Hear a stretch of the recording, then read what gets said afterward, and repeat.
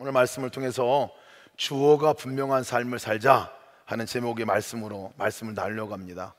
제가 몇 해 전에 두바이에서 열리는 52개국의 이슬람 국가가 있습니다. 이 땅에 그 국가에서 사역하는 선교사님들을 위한 두바이 미션 페스티벌이라는 선교 대회가 있었습니다. 그 대회에 참여를 하게 되었어요. 두미페라고 줄여서 하는데 그 대회에 가서 큰 은혜를 받았어요. 뭐 다른 여러 가지 은혜도 있었지만 특별한 은혜는 그때 이렇게 표와 같이 이렇게 주제 성구와 같이, 성구는 아니지만 이렇게 외치는 문구가 하나 있었습니다. 그 문구가 뭐냐면 예수님이 주어, 나는 동사, 이거였어요.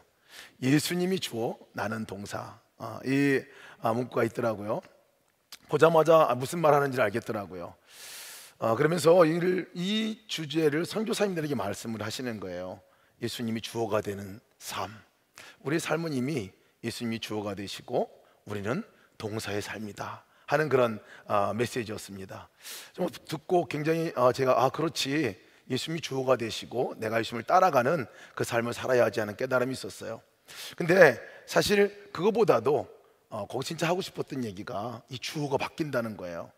선교 사역을 하다 보면 이 오랫동안 선교지에서 사역을 하고 결실들이 맺혀지다 보면 어느 순간인가 주어가 바뀐다는 거예요. 주어가, 예수님이 주어가 됐었는데 어느 순간은 자기가 주어가 되어서 심지어는 예수님도 부려먹고 예수님도 시켜먹고 있는 선교사가 돼가고 있는 이 모습, 그런 것들에 대한 경고 메시지이기도 했습니다. 그래서 그때 제가 깨달았던 것이 그렇지, 주어가 바뀌어서는 안 되겠구나, 주어가 바뀌어서는 안 되겠구나 하는 결단도 가지게 되었습니다. 여러분, 우리 삶에 주어가 누구인지를 분명하게 아는 것은 중요한 일입니다.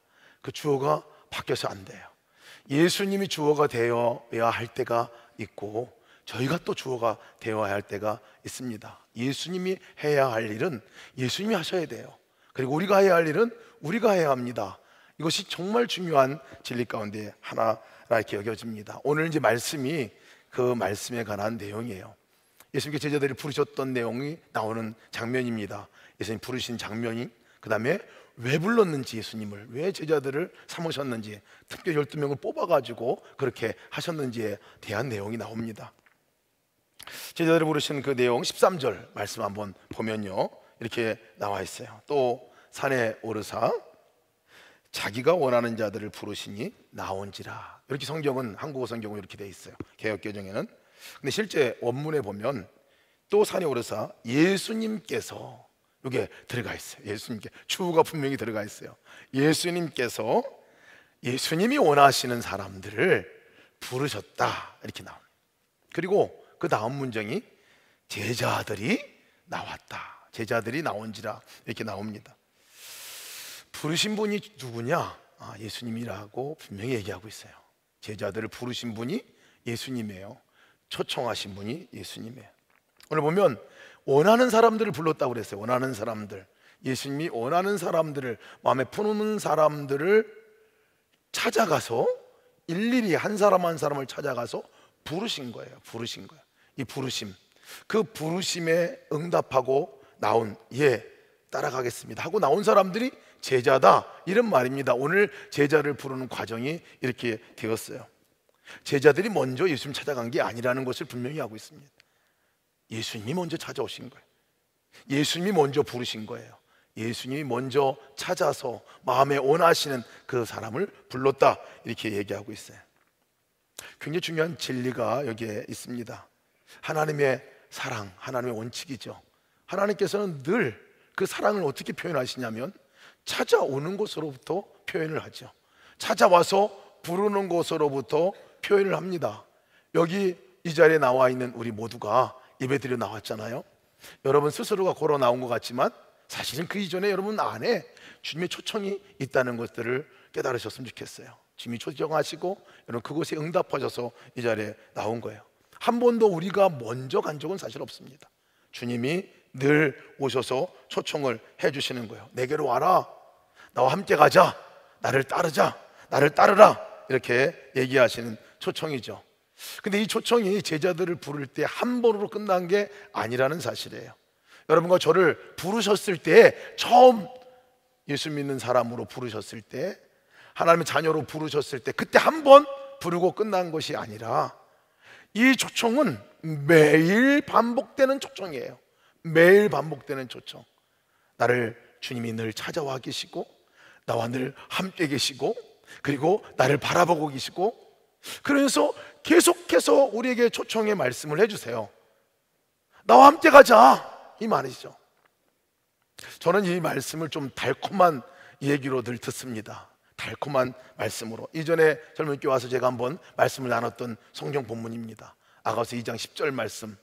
나의 사랑아, 나의 어여쁜 자야, 일어나 함께 가자 하는 초청의 말씀으로 들어요. 매일 주님이 저에게 초청하시는 것은 너 혼자가 아니야, 나와 함께 가는 거야. 나의 사랑아, 나의 어여쁜 자야, 일어나 함께 가자 하고 초청하시는 거예요. 여러분, 제가 사랑스럽습니까? 제가 어여뻐 보여요? 웃는 이유를 제가 압니다. 근데 주님은 그렇게 저를 보신다는 거예요. 그렇게 또 여기신다는 거예요. 그리고 그렇게 불러요. 그러니까 제 애칭은 사랑아입니다. 나의 애칭은 어여쁜 자야입니다. 저만이 아니라 여러분도 마찬가지죠. 이것은 매일 일상의 삶 속에서 주님이 저를 부르시는 중이고, 그리고 저를 부르실 때 일어나 함께 가자 이렇게 얘기하십니다. 여러분, 이게 우리의 현실이에요. 이게 우리의 삶 가운데 일어난 일입니다. 남의 얘기가 아니라, 제자들의 얘기가 아니라, 지금 나의 삶 가운데 주님이 찾아오셨고 주님이 나와 함께 계시고, 그리고 주님이 나의 삶을 쳐다보고 계시고, 이것이 삶이에요. 그리고 초청하시는 거예요. 함께 가자 하고 초청하신다는 거예요. 이 초청에 응답하는 사람이 제자들이었습니다. 초청에 예하고 온 사람들이 제자들이에요. 제자는 누구냐? 제자들은 주님이 그렇게 같이 가자고 초청했을 때 알아듣고 예 하고 가는 사람들, 이 사람이 제자들인 거죠. 여러분, 기독교와 다른 종교가 다른 점이 뭔지 아세요? 다른 종교는요, 하나님 만나려고 별 열심과 별 선행을 다 합니다. 그렇게 해야 하나님 보여줄까 말까 해요. 만나줄까 말까 해요. 근데 기독교는 뭐예요? 아예 시작부터 오셨어요. 찾아오셨어요. 내게 찾아오셔서 문을 두드리고 내게 마음 안에 아예 들어와 계시고 나의 삶 가운데 함께 계시면서 함께 살자 이렇게 얘기하는 게 기독교예요. 이게 정말 다른 점입니다. 기독교 출발이 달라요. 그러니 여러분, 그 음성을 듣는 것이 필요하죠. 그러니 그 주님을 우리가 바라보는 것이 얼마나 중요한지 모릅니다. 제자들을 부르셨어요. 그러면 부르셨는데 뭐 하러 부르셨나 하는 거죠. 주님은 왜 우리 삶 가운데 그럼 와 계시냐 말이죠. 하늘에 계셔서 그냥 급할 때나 내려오시고 뭐 도와 하나 주시고 나중에 천국이나 데려가시고 뭐 이렇게 하시는 하나님이면 되겠는데요, 그게 아니라는 거예요.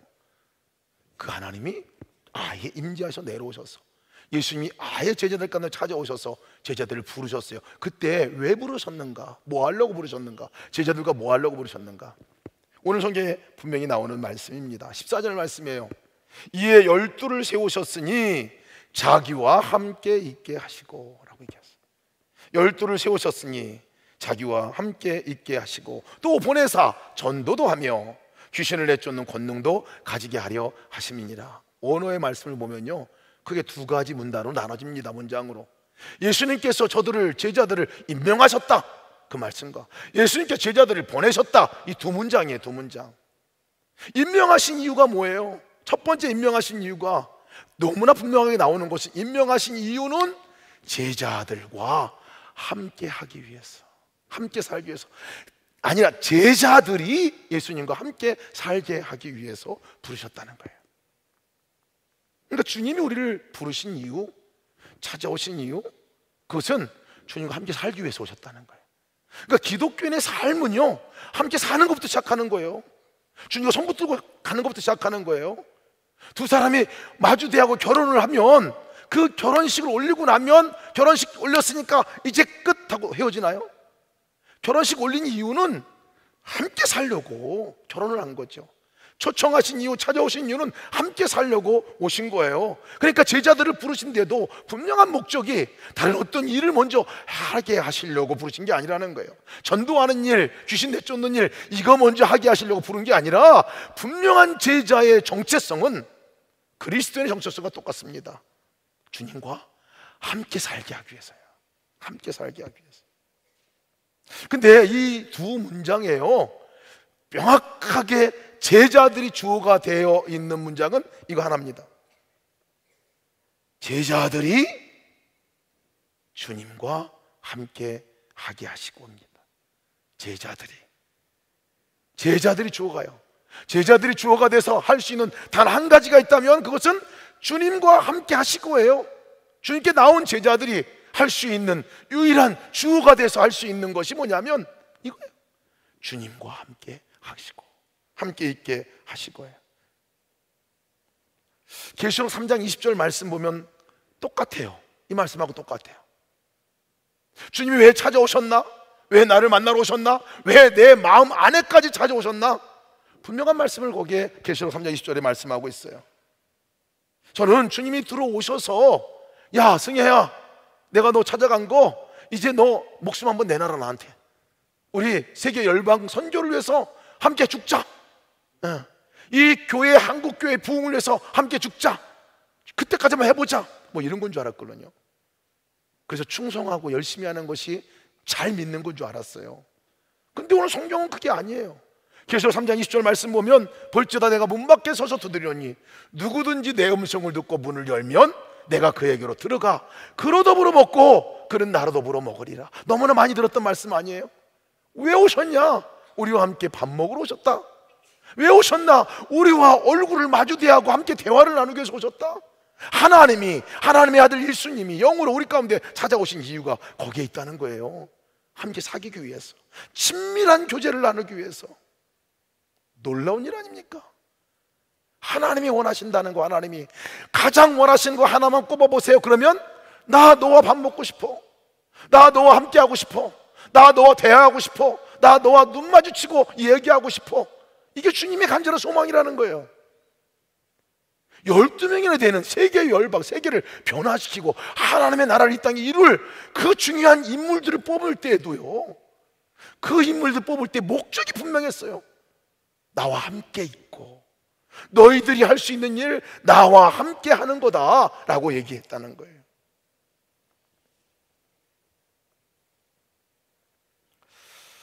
근데 종종 우리가 이 주어가 바뀝니다.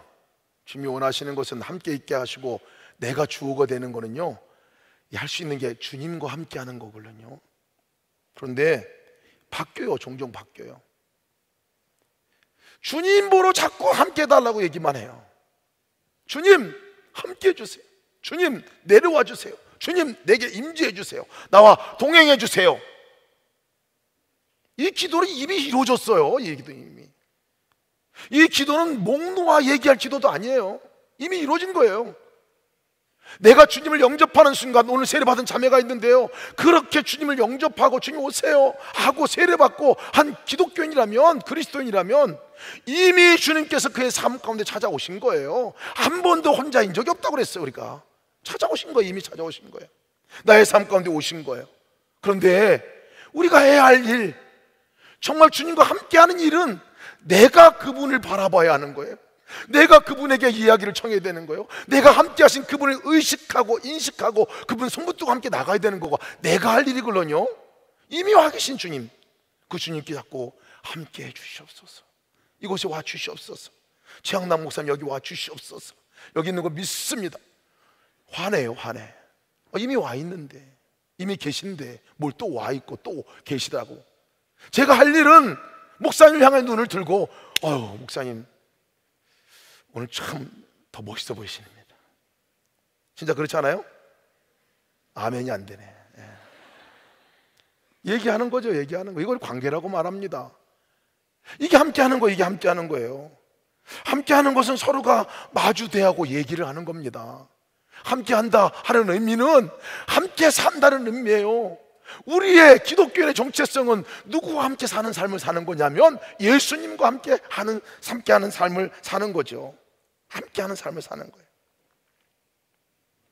말하고 아침에 일어나면 예수님 하고 이름 부르면서 일어나고요.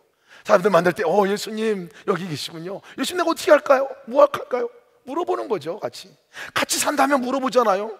사랑한다면 물어보잖아요. 제가 오늘 옷을 입고 나오면 꼭 제 아내에게 물어봐요. 맨날 똑같은 옷 입고 나오면서도 물어봐요. 이거 어때? 괜찮아? 그러면 집사람은 아를 쳐다보면서 괜찮아. 그리고 가라. 사랑하니까 물어보는 거예요. 매일 함께 계신 함께 산다는 것은 서로의 감정을 교환하고 물어보기도 하고 그리고 또 얘기하기도 하고, 이게 사는 것 아닙니까? 여러분 연애해 보셔서 잘 알 것 같아요. 대부분 분들은 앞으로 알게 될 겁니다. 함께하는 게 얼마나 즐겁고 감사해, 좋아요. 함께 한다고 하면서 전화 한 통도 없고 쳐다도 안 보고 이건 함께하는 게 아니죠. 놀라운 것은 함께 하다 보면요 닮아갑니다. 함께하면 닮아가요. 예수님과 함께하는 삶을 살아가는 사람들은 닮아가요. 얼굴이 닮아가요. 말이 닮아가요. 어느 순간인가 내 삶이 바뀌어져 있어요. 왜? 주님과 함께하기 때문에, 주님을 바라보기 때문에, 주님과 인격적인 교제를 하고 살기 때문에. 여러분 그것이 안 되면 절대로 우리의 삶이 주님과 닮아가는 삶으로 살아갈 수가 없습니다. 제 아내가 저하고 26년이나 같이 살았어요. 제가 부모님과 산 시간보다 더 많이 이제 살아가기 시작했어요. 근데 지금 되니까요 오랫동안 함께 사니까 딴 사람들이 남매냐고 물어봐요. 집사람이 기분 나빠합니다. 닮았어요. 제가 봐도 닮았어요. 제가 지난번에 결혼기념일 해가지고 사진을 쳐다봤는데 이전에 만날 때는 전혀 안 닮았어. 근데 지금은 닮았어요. 이게 함께 산다는 의미입니다. 우리가 언제 주님을 닮아가게 되나요? 언제 주님께 우리가 변화되는 삶을 살아가나요? 우리의 말이 언제 바뀌나요? 함께 계신 그 주님과 눈을 마주치고 함께 계신 주님께 주님 뭐라고 말할까요? 말하면요 이게 나오다가도 쑥 들어가고 주님이 생각하는 말이 나간다니까요. 이게 함께하는 것입니다. 이게 함께하는 것이. 무엇을 할 때 혼자 하는 게 아니죠. 같이 하게 되는 것이죠. 여러분 죄가 뭔지 아십니까? 죄는요 하마르티아라고 말합니다. 죄. 우리는 죄를 생각하면 미투 운동에 일어났던 그 사건들, 이런 것들이 죄. 사기극, 살인, 음란, 간음, 이런 것들을 생각하잖아요. 성경이 말하는 죄는요 그 근본적인 죄의 원인은 하마르티아, 방향이 잘못되어 있는 것이 죄라고 말합니다.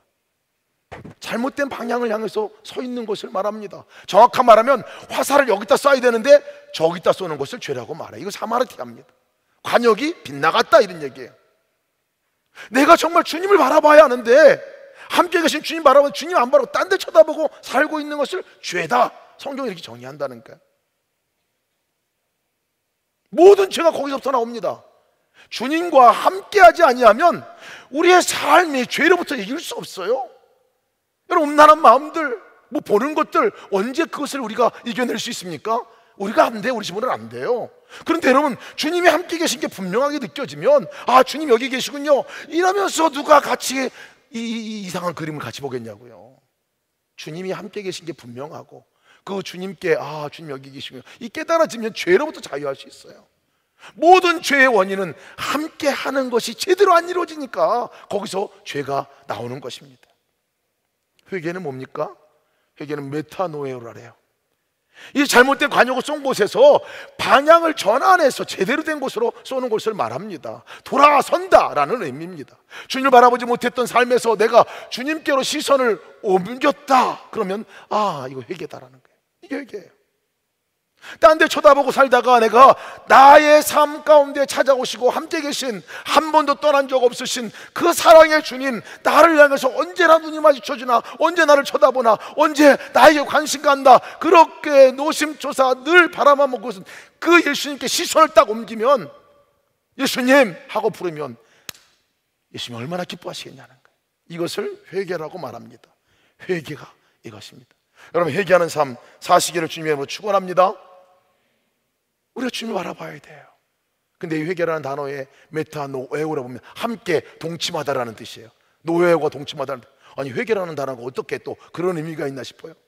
함께 동침하는 거예요. 함께 사는 거예요. 왜 회개라는 그 원어 뜻에 메타노에오라는 단어를 썼을까 생각해 보니까요, 그렇지, 함께 계신 그 주님과 관계가 단절되고 관계를 한번 맺어보지도 못하는 그것이 죄이고, 정말 주님께 돌아서서 주님과 인격적인 교제가 나눠지고, 예수님 정말 여기 계시군요, 예수님 사랑해요, 예수님 어떻게 할까요? 이렇게 물어보면서 교통이 이루어져 친밀한 관계, 그것이 회복되는 것이 회개라는 것이죠. 동침하는 것은 남녀가 정말 결혼하고 함께 하나 된 몸을 경험하는 것 아닙니까? 이게 회개라는 거예요. 회개. 함께 하고가 되어야 그 다음 일이 진행이 됩니다. 여러분, 우리의 삶 가운데 그 어떤 것보다도 내가 주어가 되어서 해야 할 일이 있다면 그거는 주님 바라보는 일이죠. 주님의 이름을 부르는 거죠. 함께 계신 주님을 의식하는 거죠. 생각하는 거죠. 그분에게 대화를 청하고 그분에게 물어보고 어떻게 할까요? 무엇할까요? 이 삶을 사는 것이, 이것이 함께하고입니다. 제자의 첫 번째 걸음입니다. 그러고 나면요, 주님이 보내신다는 거예요.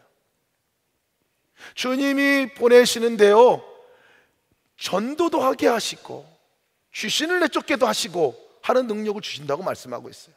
여기서 주어는 누구냐면요, 예수님이세요. 예수님이세요. 분명히 예수님이세요. 예수님이 전도할 수 있도록 그렇게 해 주시고, 귀신을 내쫓는 능력도 주셔서 귀신도 내쫓게 하시고, 주체가 누구냐면 예수님이에요. 제자들은 그냥 초대만 받은 거예요. 초대만 받은 거예요. 하나님의 나라가 이 땅에 이루어지고 하나님이 하시는 일이 놀라울 텐데, 하나님이 하시는 그 일 가운데 함께하는 그 사람과 함께 그 일을 하기를 원하신다는 거예요. 그래서 그 자리에 초대해 주시는 거죠. 여러분, 주님의 일을 맡겼을 때 어떤 사람 부담스러워, 나한테 또 그거를 내가 어떻게, 여러분 박수치고 감사해야 돼요. 하나님이 너무 하고 싶은 일들, 귀한 일들, 소중한 일을 맡긴 거예요. 맡긴 거. 그 일을 통해서 하나님의 영광 우리가 볼 수 있기 때문에, 그 일을 통해서 하나님이 하시는 일이 얼마나 위대하고 놀라운가를 볼 수 있기 때문에 그 자리를 초대해 주신다는 거예요. 그러니까 전도하는 일 누가 하는 거냐면요, 주님이 하는 거예요.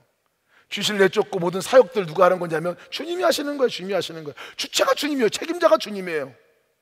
주어가 바뀌는 일이 많습니다. 여기에 주님과는 상관없이 자기 스스로가 그 일을 하려고 할 때가 많습니다. 제가 그랬습니다. 제가 그랬어요. 인도네시아 선교사로 나가가지고 거기서 해야 할 일, 전도하는 일이잖아요. 이슬람 사람들, 무슬림들을 가서 전도하는 일을 해야 되겠다. 처음에 그래서 제 열심을 가지고 전도를 몇 번 했습니다. 죽는 줄 알았어요. 제가 전도하다가.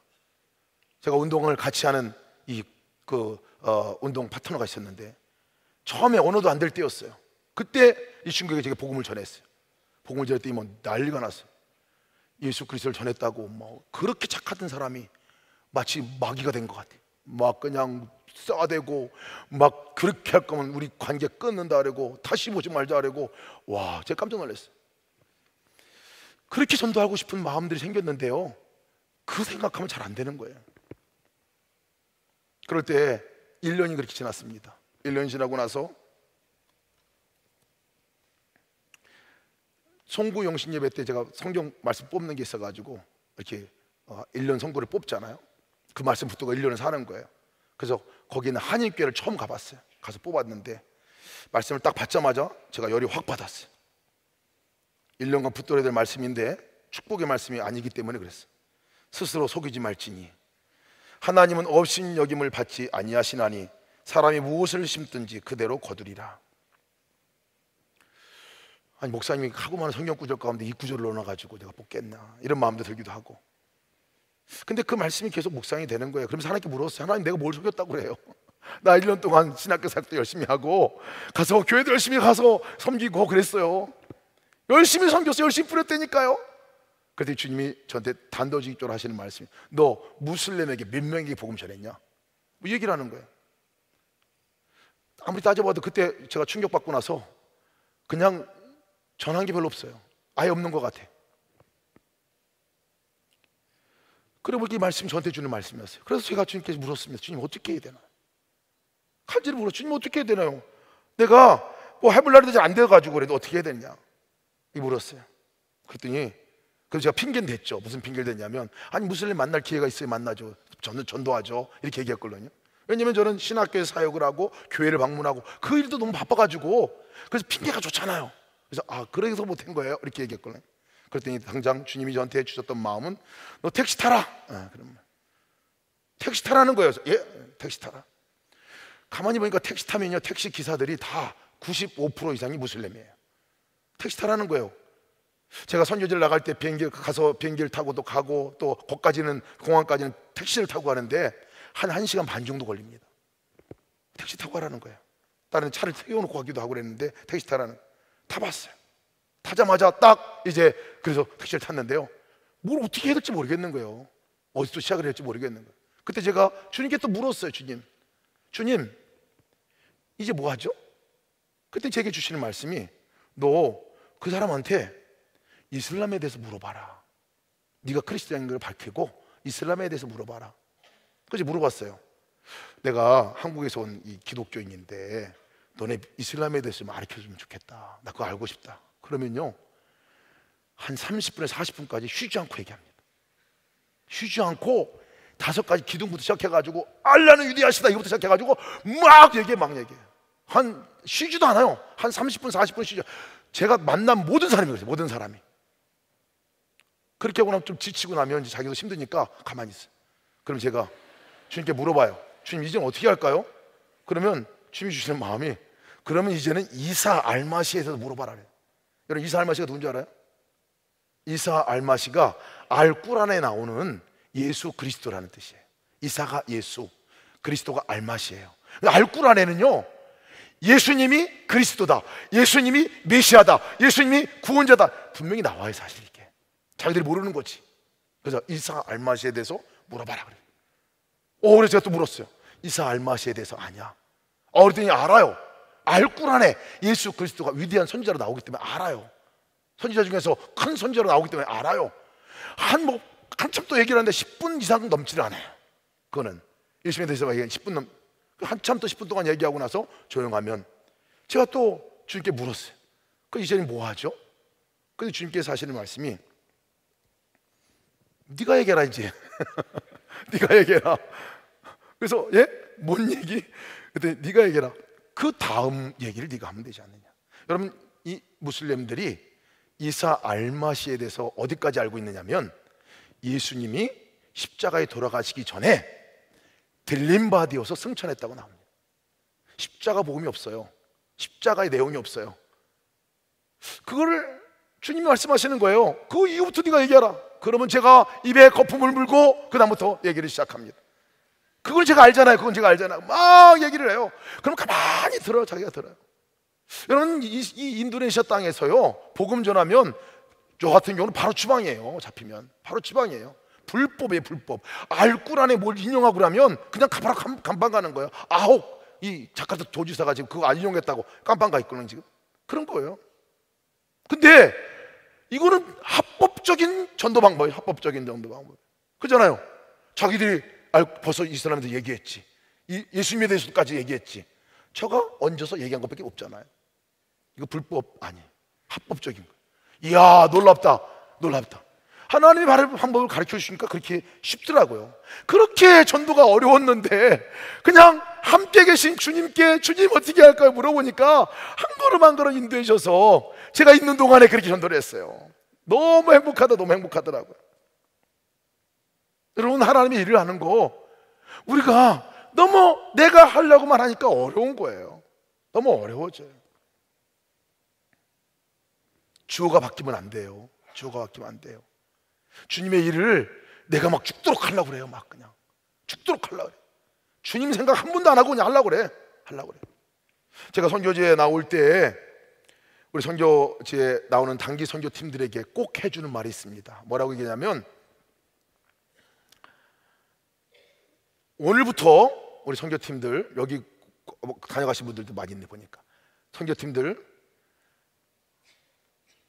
예수님과 함께 마음껏 놀다 가세요. 예수님과 함께 마음껏 놀다 가세요. 그래요. 그러면 반응이 어떻게 나오냐면요, 아니에요 목사님, 아니에요. 우리 놀러 온 거 아니에요. 우리 죽으려고 왔어요. 죽으려고. 우리 여기 어떤 건데 시켜주세요. 우리 유서까지 써놓고 왔어요. 유서까지. 제일 무서워. 이런 팀들이 제일 무서워. 제일 무서워. 어떤 장모님은 저를 이단 취급하시는 분들이에요. 우리 교회 장로님이세요? 목사님 무슨 말이에요? 우리 죽으러 왔다니까. 뭐든지 시켜주세요. 나중에 보면 그 사람 그렇게 하면 죽으려고 온 분들은 잘 안 죽어. 딴 사람이 다 죽어. 딴 사람이 다 죽어. 딴 사람이 다 죽어요. 열심히 안 하면 딴 사람은 죽는 거예요. 열심히 하려고 하는 것이, 주님 없이 열심히 하는 것이 얼마나 힘든 일인지 모릅니다. 위험한 일인지 몰라요. 조금 잘 못하면요, 자기 열심히 하는데 딴 사람 쉬고 있잖아요. 너 왜 쉬냐? 지금 이 중요한 순간에 뭐 이렇게 해가지고 막 난리가 납니다. 좀 썸하는 거 하다가 틀리잖아요. 그러면 뭐 올라가서 긴장들 팍 합니다. 가가지고 막 이거 하고 맞긴 다 맞는데 얼굴이 너무 긴장됐어. 왜? 죽으려고 그러니까. 그런 각오로 올라가니까. 자기 열심히 해요. 자기 열심히. 무서워요. 그러면. 근데 진짜 그 말을 알아듣고, 주님과 함께 하는 일이 더 좋은 거구나. 주님과 함께 하는 일, 그것이 선교의 목적이 되는 팀들은 다릅니다. 주님이 여기 함께 계시고, 주님이 함께 하실 것이고, 썸할 때도 주님께서 함께 하실 거고, 어디 가서 복음을 전해도 주님이 함께 하실 거고, 누구를 만나도 주님과 함께 만나려고 하는 그 사람들은 달라요. 얼굴이 달라요. 만나더라도요, 주님과 함께 만나는 여러분, 좀 아까 보인 그 꽃 같은 얼굴이 나온다니까. 이렇게 밝아요. 앞에 나가서 뭐 하더라도 틀려도 아무 문제가 없어요. 오히려 틀린 거 보고 더 은혜 받는다니까. 그 앉은 분들이 틀리면 막 박수 치면서 은혜를 받아요. 주어가 바뀌면 안 돼요, 여러분. 주님이 하시는 일이에요. 사역은, 선교는 주님이 하시는 일이에요. 내가 할 것이 뭐냐? 그곳에서 함께 계신 주님과 교통하는 일입니다. 함께 계신 주님에게 적어도 물어는 봐야죠. 주님의 일인데, 주님이 그 자리에 초청하신 건데, 주님의 일을 하려고 우리를 영광된 자리로 만들어 주시려고 초청하신 건데, 그 주님은 온데간데 없고 내가 다 해. 열심으로 다 해요. 제가 몇 번 죽을 뻔했습니다. 그래서 선교사님도 반 죽이더라고요. 자기는 안 죽어. 여러분, 우리의 삶을 돌아봐야 합니다. 우리의 삶을 돌아봐야 돼. 주님께서는요, 함께하고가 분명한 제자들을 통하여 하나님 일을 하신다는 거예요. 하나님 일을 하시는 거예요. 제가 이번에 인도네시아 사역을 다녀올 때, 지난 10일부터 우리 23일까지 다녀왔습니다.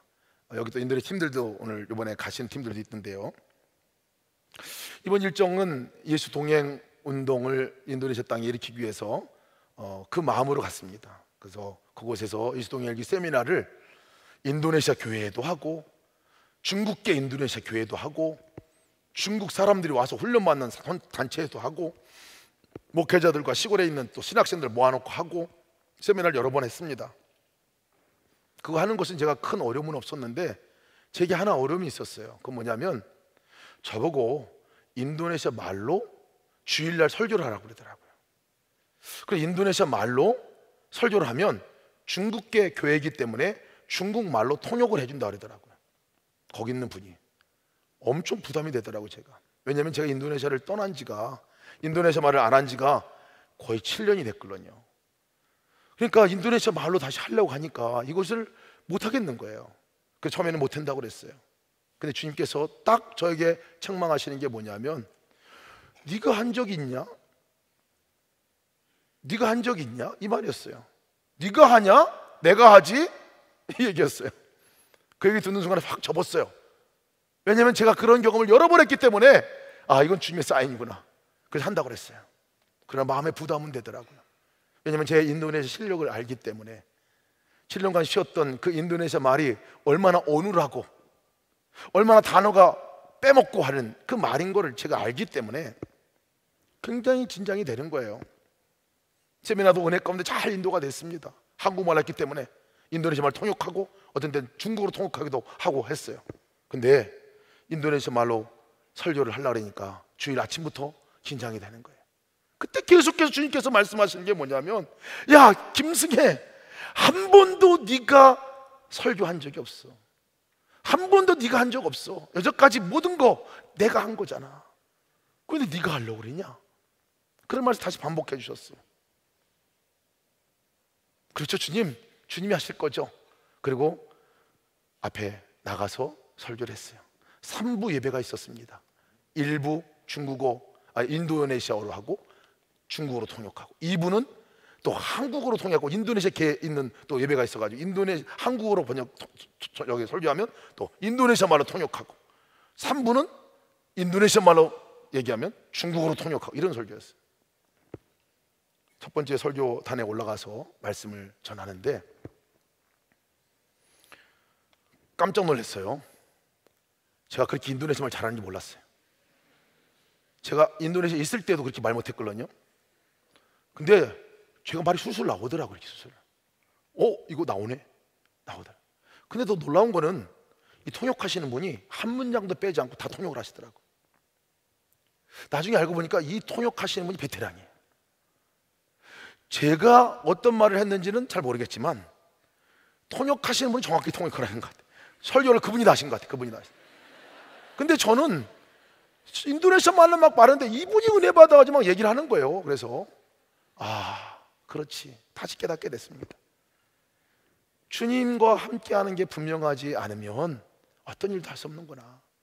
주님이 말씀하신 말씀에 순종하고 나가면 일하시는 분이 주님이시구나.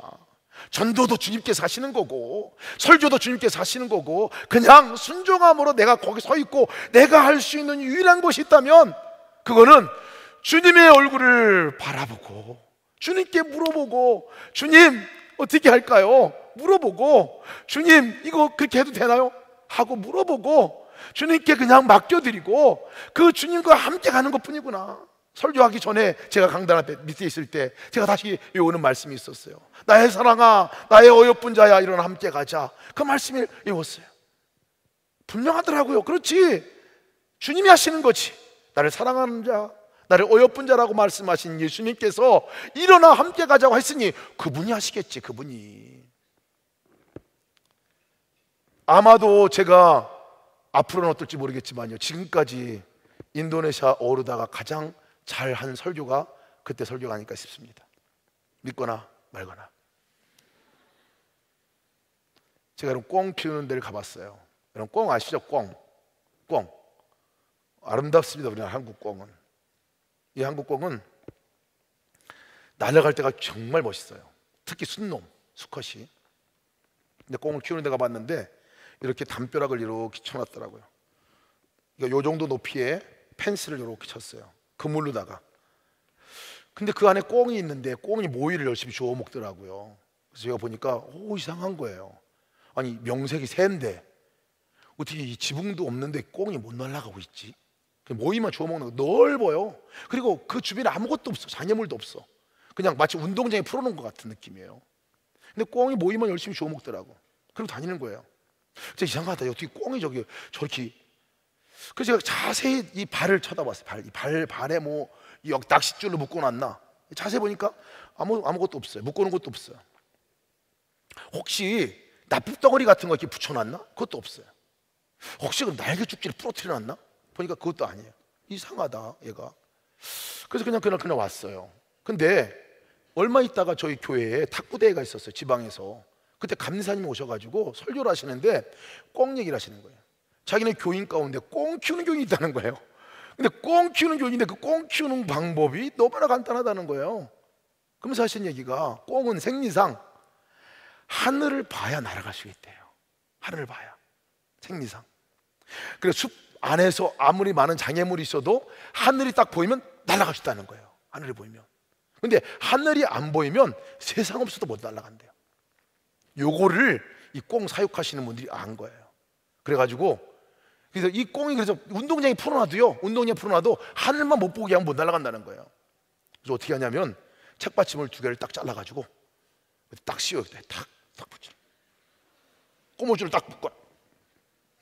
그럼 꽁이 머리가 길잖아요. 뭘 주워 먹다가 하늘 보려고 이렇게 하면은 이것도 안 보이는 거예요. 이것도 안 보여. 다시 고개 숙여가지고 모이 주워 먹고, 다시 모이 주워 먹다가 궁금해가지고 이렇게 안 보이니까 또 들어가고, 평생 이렇게 땅바닥만 쳐다보고 모이 주워 먹다가 샤브샤브로 인생을 마감하는 게 꽁이다라는 거예요. 제가 그 얘기 듣고 전율이 오는 거예요. 아, 그렇겠구나. 근데 꼭 이 모습이 우리 예수 믿는 사람들하고 비슷한 거예요. 예수 믿는 사람들하고. 그 천지가 창공이야. 천지가 하늘이에요. 들고 보면 날아갈 수 있는 거예요. 보면 날아갈 수 있는 거예요. 근데 못 날아가고, 그거 한번 쳐다보도 못 보고 땅바닥만 쳐다보고 막 다니다가 결국은 주님의 능력 한번 밟지도 못하고, 주님과 함께 뭘 해보지도 못하고, 주님의 일에 참여도 못하고 평생 모이만 주워 먹다가 살아갈 수 있는 가능성, 사단의 전략이죠. 사단은 주님과 함께하고 못하게 합니다. 방해합니다. 우리가 주님을 바라보려고 하면 방해합니다. 네가 열심히 하라, 네가 열심히 하라. 이것은 주어가 주님이셔야 합니다. 내가 주님이 주어가 아닙니다. 내가 할 일이 아니에요. 내가 할 일이 유일한 게 있다면 창공을 바라보는 거예요. 눈을 들어서 하늘을 쳐다보는 거예요. 함께 계신 주님을 바라보는 거예요. 주님 여기 계시군요. 주님 굿모닝입니다.